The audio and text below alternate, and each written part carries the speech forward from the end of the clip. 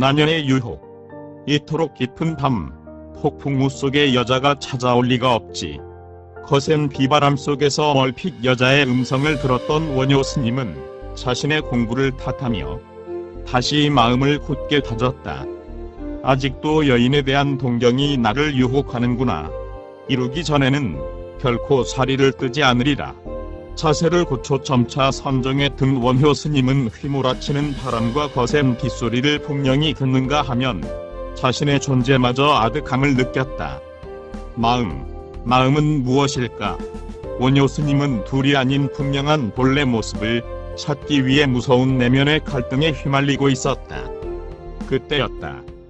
바지직하고 등잔불이 기름을 튕기며 탔다. 순간 원효 스님은 눈을 번쩍 떴다. 비바람이 톡을 안으로 왈칵 밀려들었다. 밀려오는 폭풍우 소리에 섞여 여자의 음성이 들렸다. 스님은 귀를 기울였다. 원효 스님, 문 좀 열어주세요. 스님은 벌떡 일어났다. 그러나 다음 순간 망설였다. 여인은 황급하게 문을 두드리며 스님을 불렀다. 스님은 문을 열었다. 왈칵 비바람이 방 안으로 밀려들면서 방 안의 등잔불이 꺼졌다. 스님, 죄송합니다. 이렇게 어두운 밤에 찾아와서. 칠흑 같은 어둠 속에 비를 맞고 서 있는 여인을 보고도 스님은 선뜻 들어오란 말이 나오질 않았다. 스님, 하룻밤만 지내고 가게 해주세요. 여인의 간곡한 애원에 스님은 문 한쪽으로 비켜섰다. 여인이 토막으로 들어섰다. 스님, 불 좀 켜주세요. 너무 컴컴해요. 스님은 묵묵히 화롯불을 찾아 등잔에 불을 옮겼다. 방 안이 밝아지자 비에 젖은 여인의 육체가 눈에 들어왔다. 와들와들 떨고 있는 여인의 모습은 아름다웠다.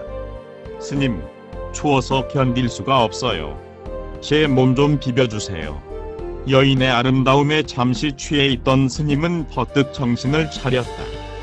공연이 들여놨나 싶어 후회했다. 떨며 신음하는 여인을 안 보려고 스님은 눈을 감았다. 하지만 비에 젖어 속살이 들여다보이는 여인의 모습이 더욱 뚜렷하게 나타나는 것이 아닌가. 모든 것은 마음에 따라 일어나는 것. 내 마음에 색심이 없다면 이 여인이 목석과 다를 바 있으랴. 스님은 부지중에 중얼거렸다. 그리고는 여인을 안아 심상에 눕히고는 몸을 주물러 녹여주기 시작했다. 풍만한 여체를 대하자 스님은 묘한 느낌이 일기 시작했다. 스님은 순간 여인을 침상에서 밀어냈다. 나의 오랜 수도를 하룻밤 사이에 허물 수야 없지. 이미 해골 물을 달게 마시고 일체유심조의 도리를 깨달은 스님은 다시 자기 정리를 시작했다.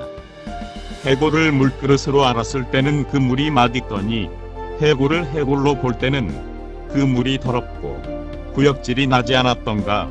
일체 만물이 마음에서 비롯된다. 하였으니 내 어찌 더 이상 속으랴. 이 여인을 목석으로 볼 것이 아니라 있는 그대로의 여인으로 보면서도 마음속에 색심이 일지 않으면 자신의 공부는 온전하다고 생각했다. 스님은 다시 여인에게 다가갔다. 그리고는 여인의 몸을 비비면서 연부를 했다. 여인의 풍만한 육체는 여인의 육체가 아니라 한 생명일 뿐이었다. 스님은 여인의 혈맥을 찾아 한 생명에게 힘을 부어주고 있었다. 남을 돕는 것은 기쁜 일.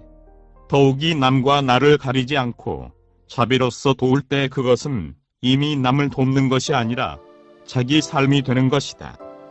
도움을 주는 자와 받는 자의 구별이 없을 때 사람은 경건해진다. 여인과 자기의 분별을 떠나 한 생명을 위해 움직이는 원효 스님은 마치 자기 마음을 찾듯 준엄했다. 여인의 몸이 서서히 따뜻해지기 시작했다. 정신을 차린 여인은 요염한 웃음을 지으며 스님 앞에 일어나 앉았다. 여인과 자신의 경계를 느낀 스님은 순간 밖으로 뛰쳐나왔다. 폭풍우가 지난 후의 아침에는 더욱 찬란하고 장엄했다. 간밤의 폭우로 물이 많아진 옥류폭포의 물기둥이 폭음을 내며 떨어지고 있었다. 스님은 헐헐 옷을 벗고 옥류천 밝은 물에 몸을 담그었다. 뼛속까지 시원한 물 속에서 무한한 희열을 느끼는데 여인이 다가왔다. 스님, 저도 목욕 좀 해야겠어요. 여인은 옷을 벗어던지고는 물 속으로 들어와 스님 곁으로 다가왔다. 아침 햇살을 받은 여인의 몸매는 눈이 부셨다. 스님은 생명체 이상으로 보이는 그 느낌을 자제하고 항거했다. 결국 스님은 눈을 부릅뜨고 외쳤다. 너는 나를 유혹해서 어쩌자는 거냐? 호호호, 스님도. 어디 제가 스님을 유혹합니까? 스님이 저를 세간으로 보시면서 큰 방망이로 얻어맞은 듯한 순간 스님의 머리는 무한한 혼돈이 일었다. 세간으로 보는 원효의 마음, 이란 여인의 목소리가 계속 스님의 귓전을 때렸다. 거센 폭포 소리도 들리지 않았다. 계속하여 여인의 음성이 혼돈으로 가득 찬 머릿속을 후비고 들어올 뿐 세간으로 보는 원효의 마음을 거듭거듭 뇌이면서 원효 스님은 서서히 정신을 차렸다. 폭포 소리가 들렸고 캄캄했던 눈앞의 사물이 제 빛을 찾고 제 모습을 드러냈다. 이렇게 의식되는 눈앞의 경계를 놓치지 않고 원효 스님은 갑자기 눈을 떴다. 원효 스님은 처음으로 빛을 발견한 듯 모든 것을 명료하게 보았다. 옳거니 바로 그거로구나. 모든 것이 그것으로 인하여 생기는 그 마음까지도 버려야 하는 그 도리. 스님은 물을 차고 일어섰다. 그의 발가벗은 몸을 여인 앞에 아랑곳 없이 드러내며 유유히 걸어 나왔다. 주변의 산과 물, 여인과 나무 등 일체의 모습이 생동하고 있었다. 여인은 어느새 금빛 찬란한 후광을 띤 보살이 되어 폭포를 거슬러 사라졌다. 원효 스님은 그곳에 안자를 세웠다. 자기의 몸과 마음을 뜻대로 한 곳이라 하여 절 이름을 자제합니다 했다. 지금도 동두천에서 멀지 않은 단풍으로 유명한 소요산 골짜기에는 보살이 목욕했다는 옥류폭포가 있고 그 앞에는 스님들이 자제의 도리를 공부하는 자제함이 있다. 구독과 좋아요를 클릭해 주시면 불교 전파 및 불경 보급 사업에 많은 도움이 됩니다.